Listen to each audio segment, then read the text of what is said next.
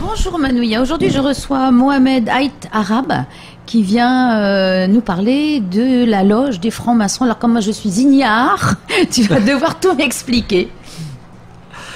Bien, je suis là pour allumer, c'est le jargon de notre obédience. Allumer le feu, c'est Johnny. Johnny est passé. Hein. Oui, je viens juste après. Allumer une nouvelle loge, puisque l'obédience maçonnique que je représente, à savoir le Grand Orient de France, compte 3 loges en Polynésie, et à partir de samedi, il y aura une 4e loge ici à Tahiti. Donc voilà la raison de ma présence. Alors, ça consiste en quoi, ces loges? Parce que les femmes n'y ont pas droit. Ah, si. Il y a des obédiences, puisque c'est le terme qu'on utilise, il y a des obédiences purement masculines, d'autres purement féminines, et d'autres mixtes. Et la franc-maçonnerie féminine est très active en Polynésie, comme ailleurs dans le monde. Voilà. Alors, qu'est-ce que la franc-maçonnerie? Parce que ceux qui n'en sont pas s'imaginent toujours que c'est très mystérieux, avec des grandes robes et des trucs cabalistiques. Alors, oui, ça c'est l'image hein. et peut-être le fantasme. Alors, on va balayer tout de suite les fantasmes. La maçonnerie, ce n'est pas de la magie, c'est pas une secte, ça n'a rien à voir avec ça. La maçonnerie, c'est quoi? La maçonnerie, elle naît au XVIIIe siècle. C'est-à-dire dans un pays, l'Angleterre ou la France, où il y a une structuration sociale, il y a des nobles, il y a des roturiers, et les maçons considèrent très tôt, avant même la Révolution française, que tous les hommes sont égaux. Voilà, au-delà de l'appartenance à l'aristocratie. Et les premières loges maçonniques sont des endroits où tout le monde est sur un strict pied d'égalité. Voilà. C'est-à-dire que le noble, le comte, le marquis, le baron, eh ben, il est assis à côté de celui du paysan ou du bourgeois qui, lui, n'a pas de titre de noblesse. Est-ce que c'était des maçons? Ou alors est-ce que c'était des compagnons de France qui étaient dans la construction? Parce qu'on se demande pourquoi toujours. Alors, il y a un lien entre les compagnons, qu'on retrouve aujourd'hui, les compagnons du devoir qui font le Tour de France, qui ont un certain nombre de pratiques, de symboles qui sont empruntés à la maçonnerie. Mais la maçonnerie, c'est différent.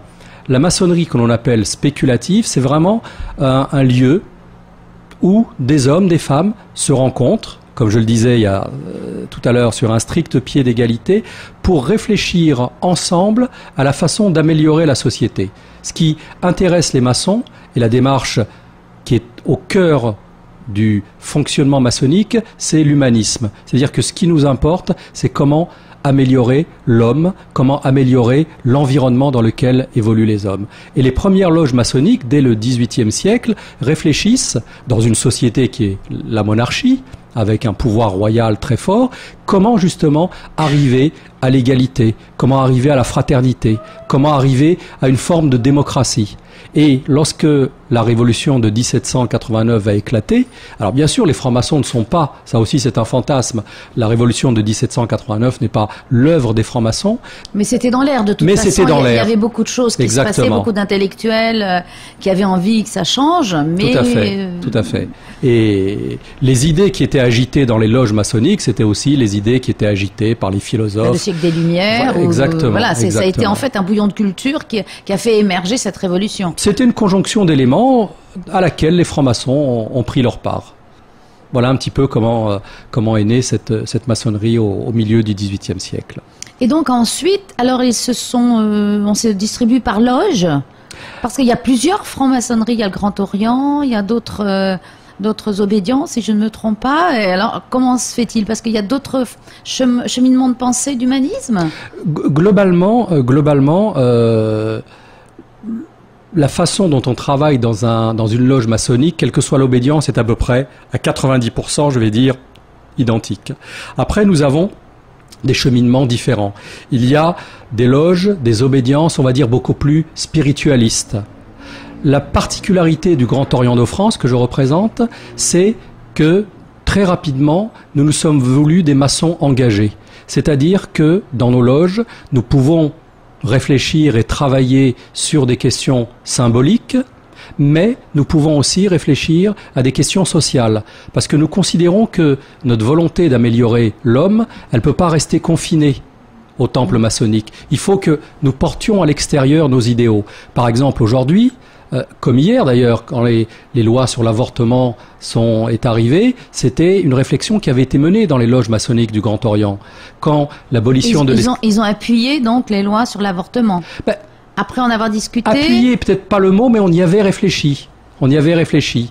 L'abolition de l'esclavage en 1848, portée par Victor Schœlcher, est l'œuvre de francs-maçons. C'est-à-dire que très tôt dans les loges maçonniques, on a dit un homme, quelle que soit la couleur de sa peau, qu'il soit noir, blanc ou jaune, c'est un homme.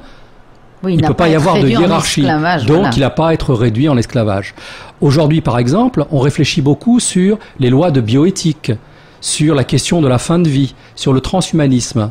C'est-à-dire que la particularité du Grand Orient, c'est que nous souhaitons pas uniquement être des maçons engagés dans une réflexion sur le symbole, mais nous souhaitons aussi être des maçons engagés dans la société, parce que nous sommes des maris, des époux, des pères, des mères, etc. Et que le devenir de la société nous intéresse.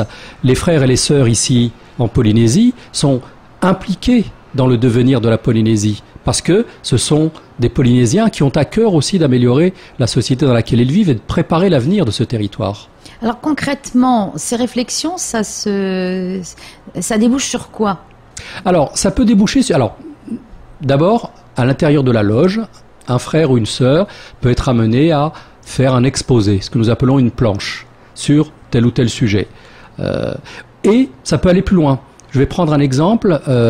À l'île Maurice, la République de Maurice, dans l'océan Indien, les loges mauriciennes du Grand Orient de France ont passé toute l'année 2016-2007 à réfléchir sur l'avenir de Maurice, sur l'avenir en matière éducative, en matière de développement économique, en matière de santé.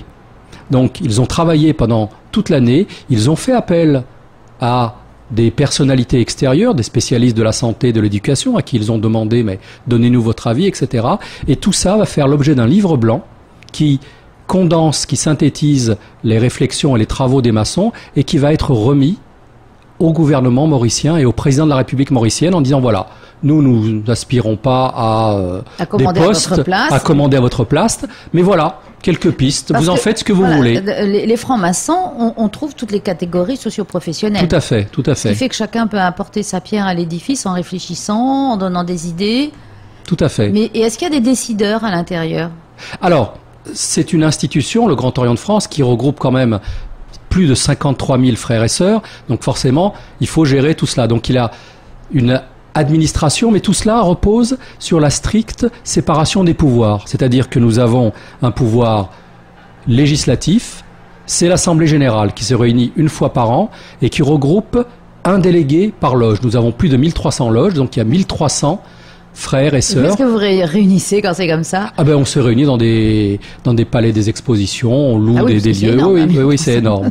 Donc ça, c'est le législatif. Le législatif vote, on va dire, les lois, ou en tout cas vote ce qui sera la feuille de route pour l'année à venir. Cette feuille de route, elle est mise en œuvre par l'exécutif, auquel j'appartiens, qui s'appelle le Conseil de l'Ordre. Le Conseil de l'Ordre, on va dire, c'est un petit peu le conseil d'administration de l'obédience, qui regroupe 35 membres, et c'est lui qui est chargé d'exécuter les décisions de l'Assemblée générale. Et nous avons un troisième pouvoir qui est le pouvoir judiciaire. C'est-à-dire que si un frère ou une sœur à l'intérieur de l'obédience a commis un acte répréhensible, en tout cas... Par rapport à la franc-maçonnerie ou dans sa vie privée? Les deux. C'est-à-dire que quand vous voulez entrer en maçonnerie, on vous demande un casier judiciaire. Et il faut qu'il soit vierge, ce casier judiciaire. On estime qu'on ne peut pas, si on n'est pas de bonnes mœurs, si on n'est pas d'une moralité irréprochable, on ne peut pas entrer en maçonnerie. Et si vous entrez et que, par malheur, que ce soit en maçonnerie ou dans votre vie professionnelle ou privée, vous soyez condamné par la justice ou simplement mis en examen, aussitôt vous êtes radié de la maçonnerie. Ici, on en connaît qui sont restés un bout de temps. Je ne dirai rien. Mais quelquefois... C'est pour ça que je pose des questions, parce que oui, bien comme sûr. Ici c'est tout petit, on sait des fois que parfois la loi n'est pas appliquée.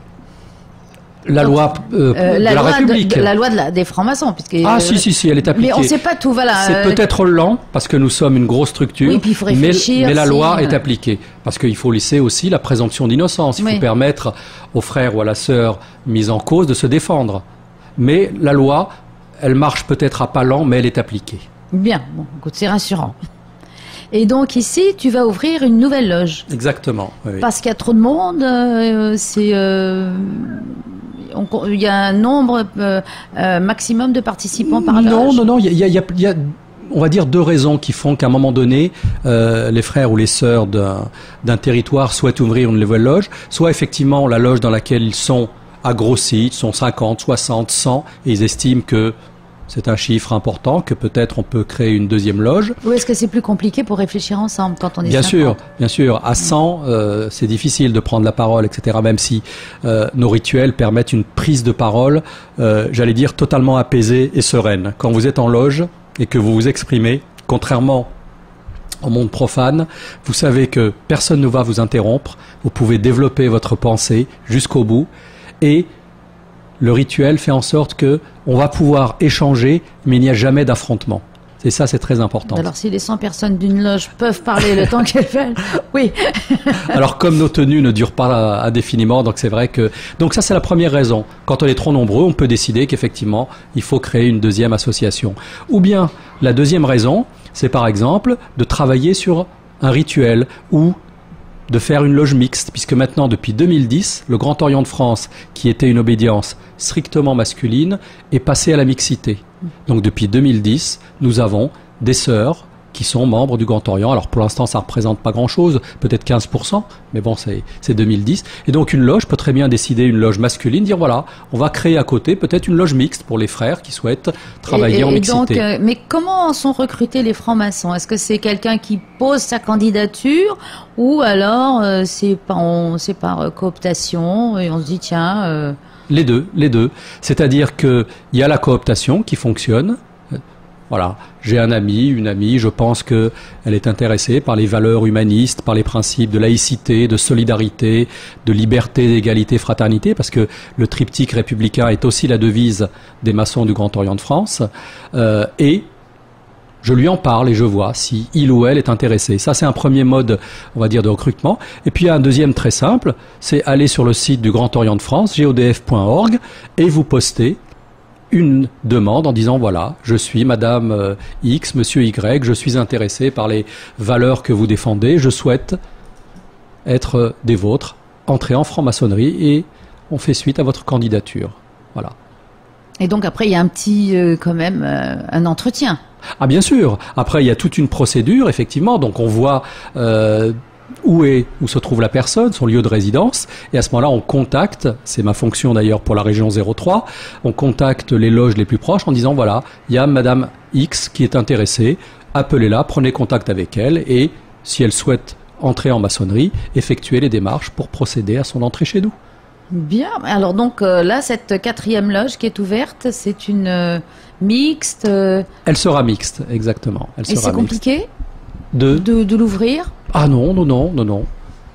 Là aussi, bon, il y a toute une procédure pour pouvoir ouvrir une loge, mais non, il y a rien de compliqué. Nous sommes parfois peut-être, parce que gérer 50 000, plus de 53 000 frères et sœurs, c'est parfois effectivement, ça nécessite une administration qui est peut-être que certains frères et sœurs trouvent un peu lourde, mais nos procédures nous avons un règlement général qui spécifie de manière extrêmement claire toutes les procédures qui sont à mettre en œuvre pour initier un profane, pour ouvrir une loge, pour fermer une loge quand brusquement il n'y a plus assez de membres. Tout est clair chez nous. J'allais dire, ce qui nous distingue, parce que souvent on dit la franc-maçonnerie, c'est une secte, etc. Nous sommes à l'opposé. Entrer chez nous peut parfois être très long, au gré des postulants. Par contre, demain, vous ne voulez plus être membre de la franc-maçonnerie parce que vous n'y trouvez pas votre compte, parce que ce que vous aviez pensé être la franc-maçonnerie ne correspond pas à ce que vous y trouvez. Une simple lettre en disant à la date de temps, je décide de démissionner de la franc-maçonnerie, et vous quittez la franc-maçonnerie de la manière la plus simple qui soit. Et donc alors là, tu viens de faire une visite, à peu près une semaine. Tu as trouvé ce que tu cherchais, tout roule? Ah parfaitement, non, j'ai trouvé d'abord, mais ça ne m'étonne pas parce que j'ai vécu 6 ans en Polynésie, donc je sais la chaleur de l'accueil polynésien. J'ai retrouvé même des anciens élèves qui m'ont reconnu à Wahine, qui se souvenaient de moi. Monsieur Exactement, sur le quai de Faré. Et ça c'est très émouvant. J'ai vraiment ressenti comment dire, la chaleur de l'accueil des gens de ce pays, je crois, et ça c'est quelque chose qu'il faut préserver. Il y a vraiment quelque chose ici, il y a une relation à l'autre qui est d'une grande richesse, et c'est peut-être pour ça aussi que la franc-maçonnerie fonctionne bien, parce que dans la franc-maçonnerie, c'est aussi un lieu de convivialité et de bienveillance. Et j'ai retrouvé, bien sûr, Tahiti a changé, il y a plus de voitures, il y a des routes qui se sont construites, il y a de nouveaux lotissements, mais globalement, j'ai retrouvé la même chaleur, la même convivialité, la même gentillesse, le même respect de l'autre que j'ai connu il y a 16 ans. Bien. Eh bien, donc, ton séjour s'achève. Tu repars heureux avec une 4e loge et tout à fait. On te reverra bientôt, j'espère. Si je peux me permettre, Inch'Allah. Merci, Mohamed. Merci à toi.